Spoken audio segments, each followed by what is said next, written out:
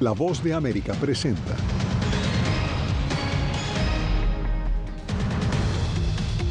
Caravana multitudinaria de migrantes se reagrupa en México mientras el secretario de Seguridad Nacional de Estados Unidos aborda desde Texas la migración irregular. El desprendimiento de un fragmento de fuselaje en pleno vuelo genera una inspección de seguridad detallada para los aviones Boeing. Congreso pacta el presupuesto para el 2024, pero la amenaza de un cierre de gobierno federal continúa latente y las fuerzas de defensa de Israel anuncian segunda fase de su campaña militar en Gaza.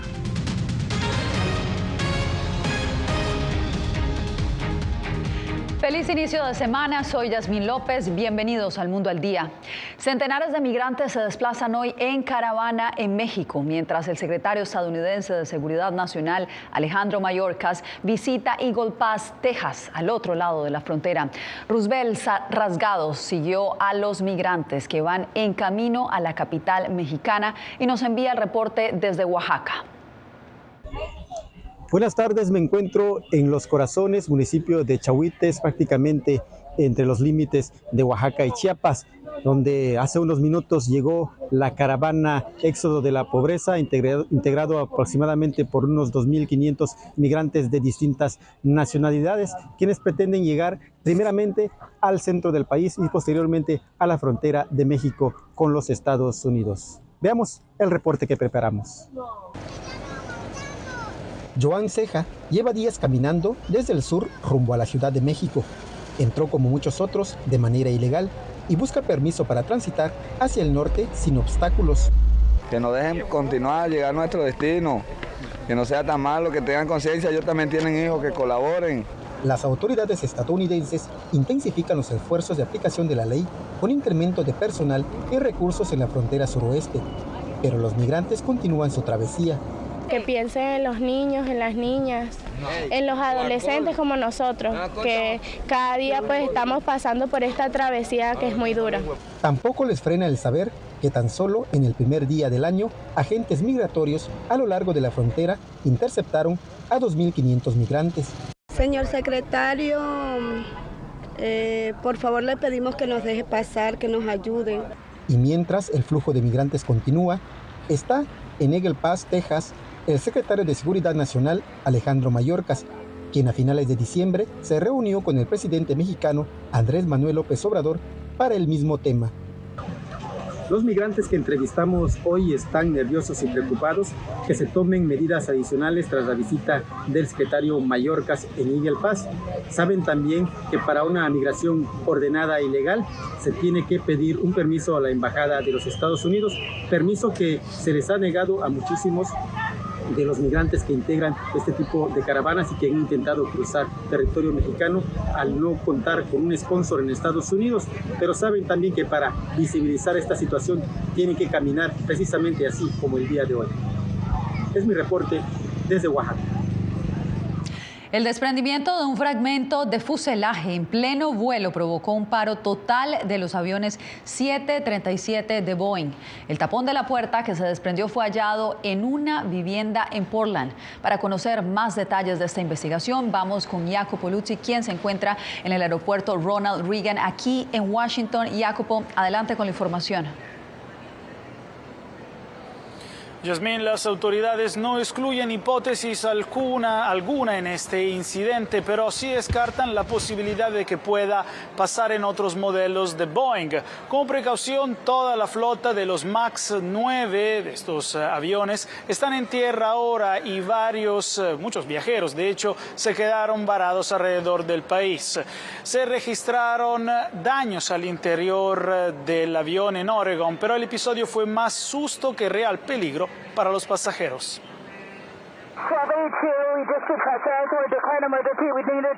Alaska Airlines y United Airlines cancelaron cientos de vuelos después de que uno de los aviones Boeing 737 MAX 9 de Alaska Airlines sufriera un incidente en el aire cuando una puerta explotó, lo que requirió un aterrizaje de emergencia. Por suerte, sin fatalidades o heridos graves. Alaska y United son las únicas compañías que utilizan los MAX 9 en Estados Unidos. El incidente del viernes se llevó a la Administración Federal de Aviación a dejar en tierra todos los tipos de Boeing 737 MAX 9 hasta verificar que sean seguros. En ese momento, muchas lágrimas. Simplemente no sabía lo que estaba pasando, pero siento que mucha gente a mi alrededor estaba mucho más tranquila de lo que hubiera pensado en una situación como esta. Mientras encontraron el fragmento del avión en el patio trasero de una casa de Oregon, se reveló que la luz que registra posibles fallas de presurización automática del avión se había encendido en 3 vuelos durante las semanas previas al incidente del viernes. La aerolínea Alaska Airlines inspeccionó el avión y reinició su sistema operativo. Alaska Airlines tomó la decisión de implementar una restricción, la llaman restricción de ETOPS, que impedía que ese avión volara a Hawái sobre el agua para que si la luz se iluminara, podría regresar muy rápidamente a un aeropuerto. Las investigaciones para entender qué pasó al MAX 9 siguen adelante, mientras el incidente renovó dudas sobre la seguridad de este avión, la versión más nueva del histórico 737 de Boeing. Según expertos de aviación, es demasiado pronto para decir si este incidente involucró un problema con los MAX 9 o con ese vuelo específico. Sin embargo, United Airlines, Yasmín, acaba de informar que ha encontrado tornillos sueltos en los tapones de las puertas en los aviones que se quedaron en tierra después de este incidente. Recordamos que United tiene 79 aviones MAX 9 en su flota y es el mayor operador de este modelo. Pues vaya incidente, Jacopo. Te agradezco por el reporte.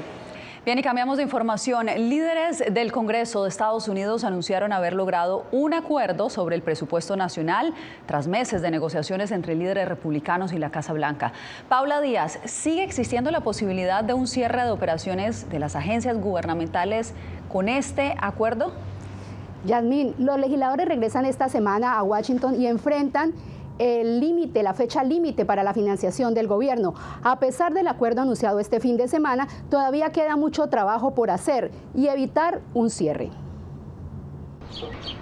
Los líderes del Congreso de Estados Unidos llegaron a un acuerdo sobre topes del gasto público para el año fiscal en curso, el cual podría evitar un cierre parcial del gobierno este mes. El presidente de la Cámara de Representantes, el republicano Mike Johnson, y el líder de la mayoría demócrata del Senado, Chuck Schumer, anunciaron un presupuesto de $1.66 billones para el año fiscal 2024, con $886 mil millones para gastos de defensa y $772 mil millones para gastos no relacionados con la defensa. En una carta a su bancada republicana, el presidente de la Cámara de Representantes, Mike Johnson, escribió: Esto representa el acuerdo presupuestario más favorable que los republicanos han alcanzado en más de una década. Sin embargo, el sector ultraconservador de su bancada, conocido como el Freedom Caucus, considera que este acuerdo es incluso peor de lo que pensaban y lo calificó de un fracaso total.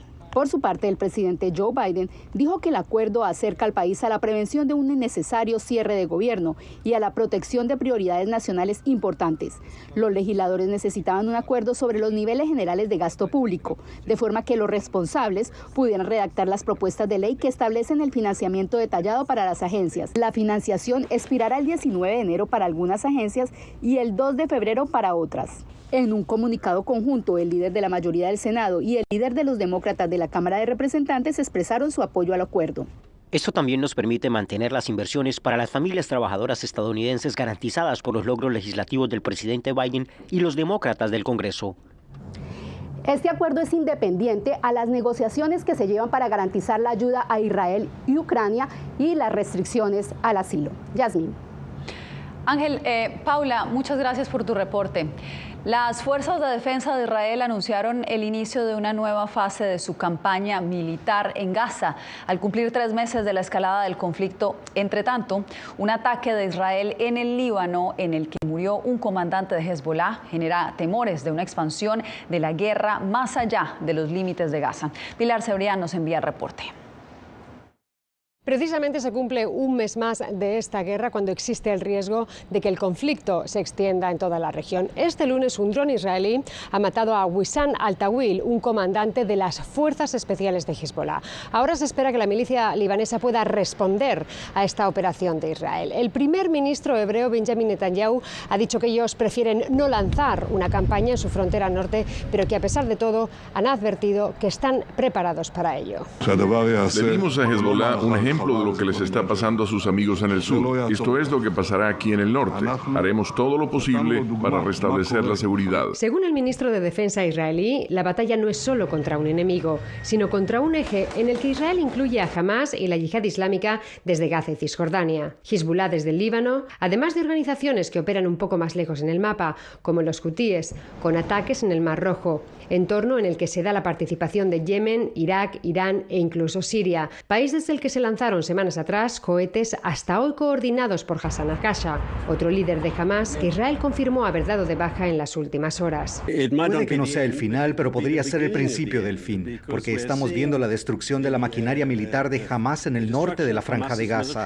Estamos viendo su incapacidad ahora para trabajar en una formación de combate organizada. El riesgo de expansión sigue latente, con varios frentes activos.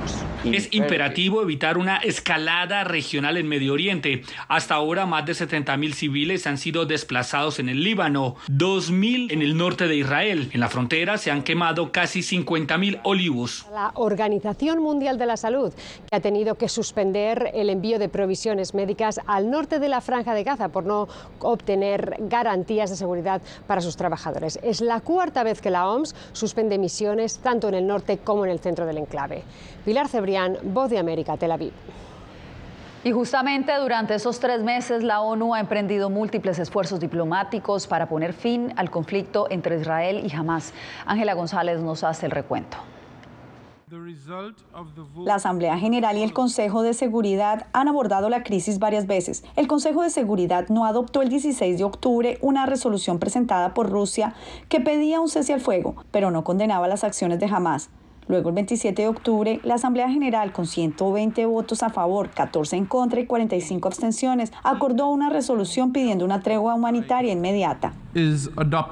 El primer acuerdo para una pausa humanitaria y corredores de asistencia en Gaza fue alcanzado por el Consejo de Seguridad el 15 de noviembre con 12 votos a favor y 3 abstenciones. Otro intento de acuerdo presentado por los Emiratos Árabes Unidos, que fue vetado por Estados Unidos, fracasó el 8 de diciembre ante el Consejo de Seguridad. Posteriormente, el 12 de diciembre, la Asamblea General de la ONU adoptó una resolución presentada por Egipto demandando el cese al fuego humanitario en Gaza. Israel se opuso. Ningún documento, especialmente uno adoptado por una mayoría politizada y sesgada, impedirá que Israel se defienda contra aquellos que buscan nuestra destrucción. La tan esperada y discutida resolución exigiendo la entrega inmediata, segura y sin obstáculos de asistencia humanitaria en Gaza fue adoptada el 22 de diciembre por el Consejo de Seguridad con 13 votos a favor y la abstención de Estados Unidos y Rusia.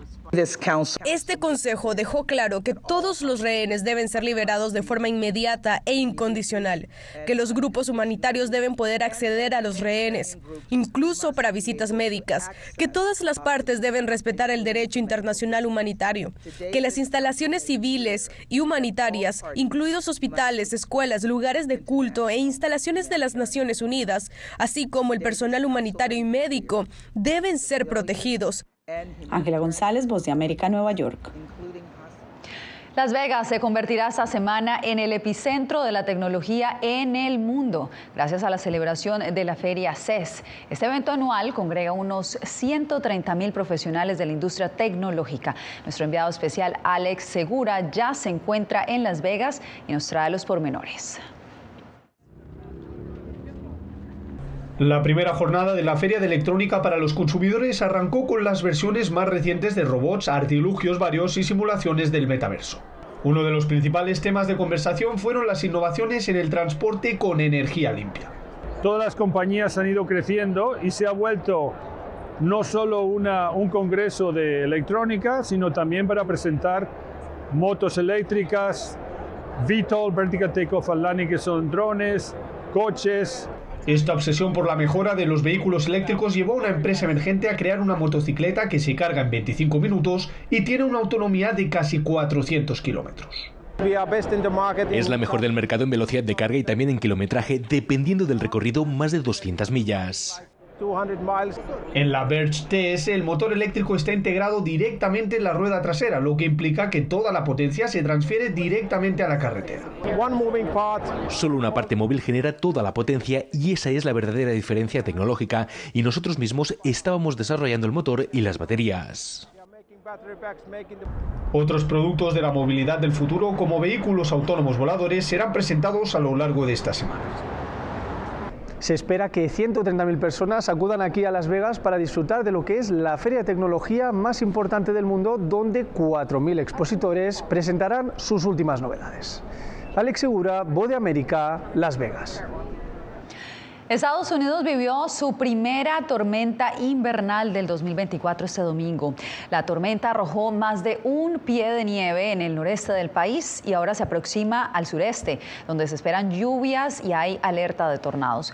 El Centro de Predicción de Tormentas informó que hoy alrededor de 70 millones de personas están en riesgo de sufrir condiciones climáticas severas, al menos hasta mañana martes.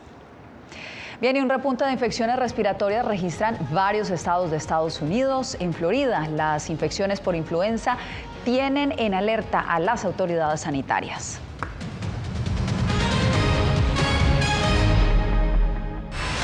A lo largo de mi carrera he recibido muchísimas amenazas de muerte. Periodismo, la prensa libre importa. El rol de los periodistas es ejercer el rol del perro guardián de la democracia. Disponible en vozdeamerica.com. ¿Quieres mantenerte informado de primera mano?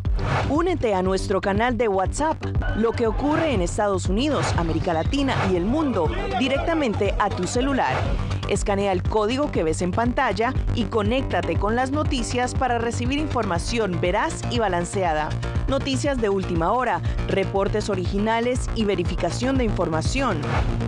Porque en La Voz de América, la prensa libre importa. Soy Jorge Agobián, corresponsal de La Voz de América en la Casa Blanca. Nuestro trabajo es conectar a Latinoamérica con Washington. Aquí somos la voz, oídos y ojos de nuestro continente para reportar lo que se decide en Estados Unidos e impacta en nuestros países. Traemos a esta sala de prensa las preguntas que la gente se hace y hablamos en un lenguaje sencillo para explicar las políticas globales, sus defensores y detractores. Y lo entregamos a nuestra audiencia para que saque sus propias conclusiones. Porque en La Voz de América, la prensa libre importa. Nosotros no somos ninguna oposición. La prensa no es ninguna oposición. Periodismo, la prensa libre importa. Entonces hay un poco de tema también de amenazas, ¿no? Disponible en vozdeamerica.com. ¿Cómo decidió este grupo de hombres no acabar con la civilización? Presentamos De Yalta a Malta, una serie documental que analiza las relaciones y amistades entre los líderes de la Guerra Fría.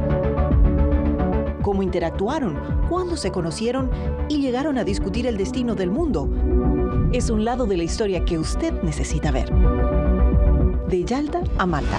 Vea los 5 episodios ahora mismo en VOA+.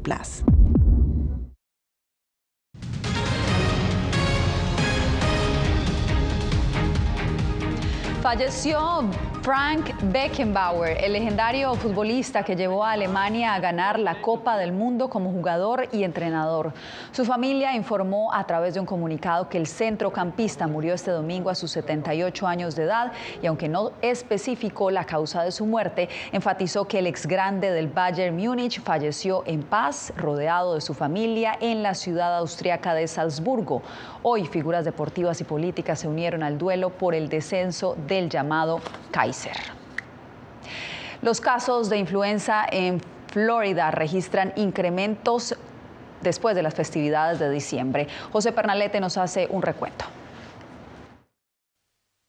El más reciente reporte semanal de los Centros para el Control y la Prevención de Enfermedades, CDC por sus siglas en inglés, registra un aumento de ingreso de pacientes por influenza a hospitales de Florida. Actualmente, las cifras oficiales contabilizan más de 19.000 casos certificados por las autoridades, principalmente hacia el centro norte del estado. La influenza generalmente tiende a complicarse con neumonía y esta es una enfermedad que se puede prevenir a través de una vacuna, ya que la vacuna permite que la reacción ante el virus sea menos severa y por lo tanto se puede tratar en casa. La tasa de positividad de este tipo de gripe alcanza el 20% según oficiales de salud de Florida. Esto ocurre luego de una intensa movilización de pacientes durante las festividades de diciembre, una de las variables de riesgo advertidas por los expertos en salud pública. El virus que está circulando es el H1N1 principalmente y este es el virus para el cual hay vacunas. disponibles. ¿Qué quiere decir esto? Estamos enfrentándonos quizás a un poco más de casos de virus que lo que ha venido ocurriendo cronológicamente en años anteriores, pero esto despierta alarma. El Departamento de Salud de Florida indica que el cuidado se debe enfocar en personas mayores de 65 años, mujeres embarazadas y aquellos con sistemas inmunológicos comprometidos. José Pernalete, Voz de América, Miami. El gobierno de Daniel Noboa en Ecuador enfrenta su primera crisis tras la presunta fuga de uno de los más peligrosos narcotraficantes de ese país, Adolfo Macías, alias Fito. Desde Quito, Néstor Aguilera nos habla del alcance de este hecho. La semana inició para el gobierno del presidente ecuatoriano Daniel Noboa con un amotinamiento en al menos 6 cárceles. Los hechos se conocieron luego de que se fugara de un penal en Guayaquil Adolfo Macías, alias Fito, líder de la banda Los Choneros, según el sitio Inside Crime, uno de los 5 principales creadores de noticias criminales en América Latina en 2023, junto con los Lobos en el país andino, el ELN en Colombia, la MS-13 en El Salvador, el Tren de Aragua en Venezuela y el Cartel de Sinaloa en México. Se pudo percatar la no presencia de uno de los internos que permanecen en este centro de rehabilitación social. Las circunstancias del escape de Macías son inciertas. Sin embargo, la mañana de este lunes, en una entrevista televisada, el secretario de Comunicación habló de la posibilidad de fuga de información como medio para facilitar la salida. Lo más probable, se dieron infiltraciones y es cuestión de horas. La profesora Michelle Maffei cuestionó la falta de concreción de políticas públicas y especialmente el plan estrella del presidente denominado Fénix. Además, mostró preocupación por la penetración de las bandas criminales. El crimen organizado te permea con facilidad las instituciones y más que todo te permea con muchísima facilidad la economía formal y la banca. ¿Qué es lo que yo siento dentro de la técnica de seguridad? Que lamentablemente no hay un plan de seguridad como tal. Durante la mañana de este lunes se conocieron videos cuyo origen no fue explicado por el gobierno, en los que agentes penitenciarios en poder de presos leyeron varias exigencias, entre esas que el presidente no envíe tropas a las cárceles. Néstor Aguilera, Voz de América, Quito. Cuando volvamos, un nuevo gabinete presidencial es nombrado por el presidente electo de Guatemala en medio de los retos que enfrenta para asumir su cargo. Volvemos en instantes.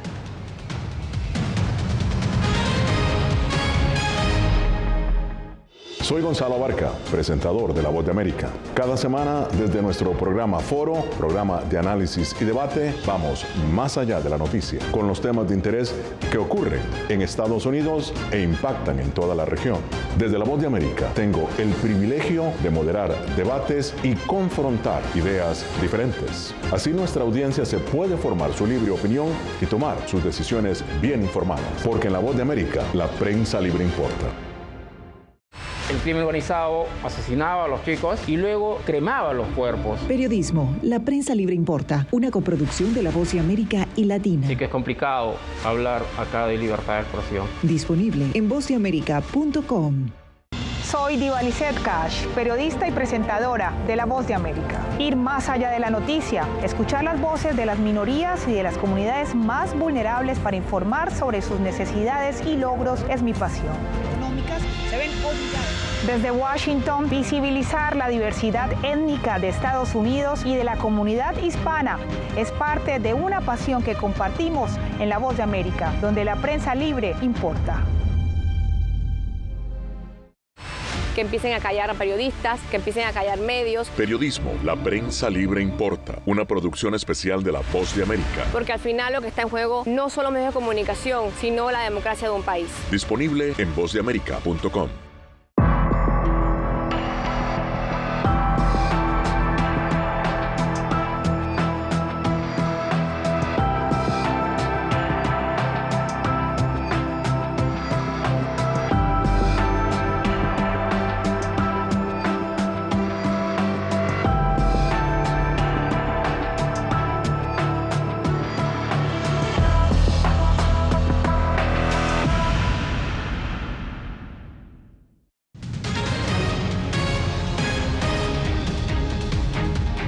Comenzó la transición de poder en Guatemala y después de múltiples retos para la toma de posesión del presidente electo Bernardo Arévalo, hoy fue presentado el equipo ministerial que lo acompañará. Eugenia Sagastume nos presenta algunos de los desafíos que enfrentará el nuevo gobierno. Este lunes, el presidente electo Bernardo Arévalo anunció quiénes estarán al frente de los 14 ministerios que conforman el Poder Ejecutivo en Guatemala. A pocos días de asumir el poder, los retos son muchos, empezando por el clamor de más empleos para los guatemaltecos, pues solamente 1.8 millones tienen un empleo formal y 6.5 millones se sostienen en la economía informal. Facilitar el que se creen empresas y se atraigan actividades económicas que generen esas oportunidades de empleo que el país tanto necesita. Algo íntimamente ligado a la migración irregular. Las personas no van a desear de migrar a una sociedad que les ofrezca mejores condiciones de vida si las condiciones de vida en nuestro país no cambian. Además de buscar propuestas para los demás países de la región centroamericana, tomando en cuenta el incremento de la migración de sudamericanos y personas de otros continentes. Debemos de considerar a Nicaragua, a Costa Rica y a Panamá como países que se encuentran íntimamente relacionados por el tema de la migración en tránsito. La seguridad será otro reto fuerte. Hacer las cárceles necesarias de máxima seguridad, mediana seguridad, mínima seguridad y preventivas puede bajar hasta en un 15% los niveles de violencia y de inseguridad en el país. Bernardo Arévalo se convertirá en el presidente número 52 de Guatemala. Eugenia Sagastume, Voz de América, Guatemala. Nos vamos a una nueva pausa, pero tenemos más temas al volver. No se mueva. Hola, soy Natalí Salas Guaitero, conductora de La Voz de América. Desde pequeña desarrollé un gran deseo por darle voz a aquellos que son invisibles por una u otra razón. Ya ha sido reforzada. Me enorgullece ser parte de La Voz de América, un equipo en el que la ética y la búsqueda de la verdad siempre son el norte. Ser periodista es una gran responsabilidad porque somos defensores de principios de libertad y para mantenerlos, la prensa libre importa.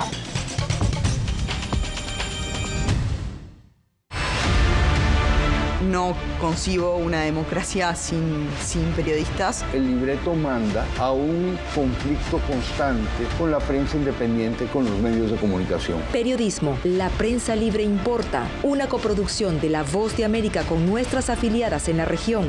Se ejerció esta profesión con mucho miedo. ¿Cuántos periodistas van muertos ya por decir la verdad? Disponible en vozdeamerica.com. Soy Fabiola Chambi, corresponsal de La Voz de América en Bolivia. Retratar la complejidad de mi país para una audiencia internacional le ha dado una nueva perspectiva a mi labor como periodista. Desde esa mirada descubro en el día a día que el trabajo que realizo en La Voz de América me ha permitido dar vida a los valores del periodismo profesional. Aquel que les informa a ustedes, nuestras audiencias, con balance, precisión y profundidad. Porque en La Voz de América, la prensa libre importa.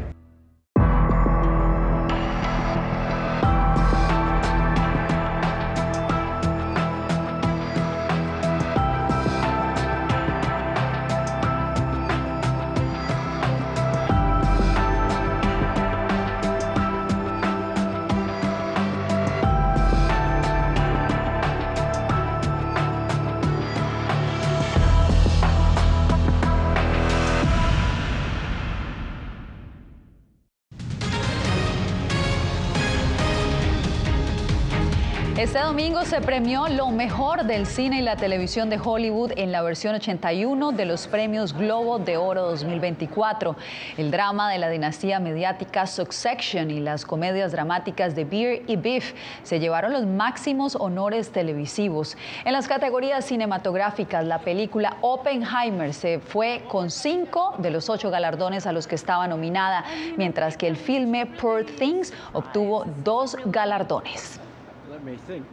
Y tras más de 50 años desde el lanzamiento del programa Apolo en 1972, Estados Unidos volvió a lanzar una nave espacial a la Luna.